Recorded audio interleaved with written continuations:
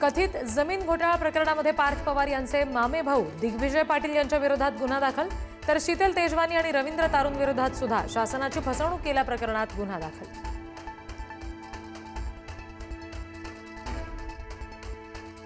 पार्थ पवार कथित जमीन घोटाळा प्रकरणाशी माझा दुरान्वयही संबंध नाही। घोटाळ्याच्या आरोपांनंतर उपमुख्यमंत्री अजित पवारांचं स्पष्टीकरण, मुख्यमंत्र्यांनी जरूर चौकशी करावी, अजित पवारांनी केलं स्पष्ट।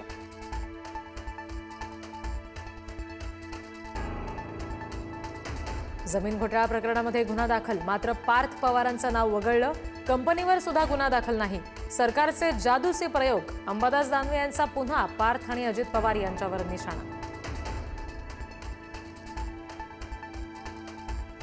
पार्थ पवार जमीन व्यवहार प्रकरणामध्ये मुख्यमंत्री फडणवीसांकडून चौकशीचे आदेश, अतिरिक्त मुख्य सचिव विकास खरगे यांच्या अध्यक्षतेखाली चौकशी समिती स्थापन, तर तहसीलदार आणि दुय्यम निबंधक अशा दोन्ही अधिकाऱ्यांचं निलंबन।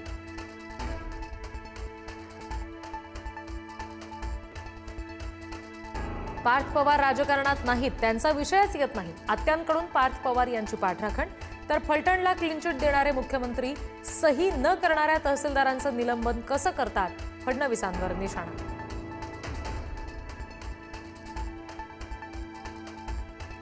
पार्थ पवार यांनी खरेदी केलेल्या जमिनीची फाईल माझ्याकडे आली होती, माहिती घेऊन अनेक गौप्यस्फोट करणार, एकनाथ खडसे यांचं वक्तव्य।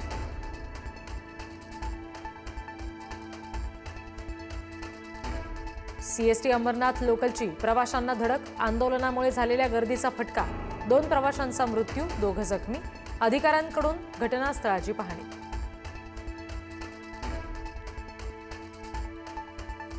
उद्धव ठाकरेंच्या मराठवाडा दौऱ्याचा आजचा 3रा दिवस। ठाकरे नांदेड, हिंगोली आणि परभणी जिल्ह्यातील शेतीच्या बांधावर जाणार।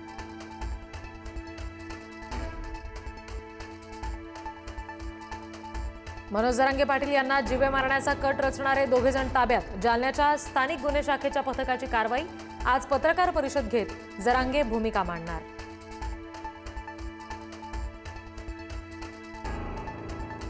मनोज जरांगे महाराष्ट्राचे डॉनला कोणी धमकी देतं का? ओबीसी नेते नवनाथ वाघमारे यांचा खोचक प्रश्न, तर मोठी Y+ सुरक्षा घेण्यासाठी हा प्रयत्न असेल, वाघमारेंचा आरोप।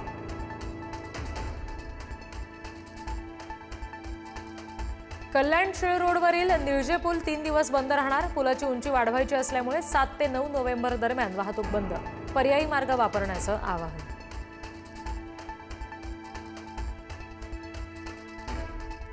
सौदाकोटी लुबाडणाऱ्या महिला मांत्रिकाविरोधात पुण्यात गुन्हा दाखल। महिला मांत्रिक वेदिका पंढरपूरकर आणि भोंदूबाबा दीपक खडकेकडून डोळस कुटुंबाची फसवणूक, गतिमंद मुलीला बरं करण्याच्या नावाखाली पैसे उकळले। सार्ध शताब्दी वर्षानिमित्त मंत्रालयामध्ये वंदे मातरमचं समूह गान, मुख्यमंत्र्यांच्या उपस्थितीत मंत्रालयामध्ये पार पडणार कार्यक्रम। भारतीय महिला क्रिकेट संघातील महाराष्ट्राच्या खेळाडू मुख्यमंत्री फडणवीसांची भेट घेणार। स्मृती मंधना, जेमिमा रॉड्रिग्स आणि राधा यादवचा वर्षा निवासस्थानी सत्कार केला जाणार।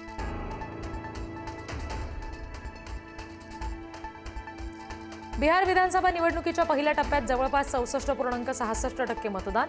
मुख्यमंत्री पदासाठी इंडिया आघाडीकडून तेजस्वी यादव मैदानात, तर एनडीएकडून दिग्गज नशीब आजमावणार।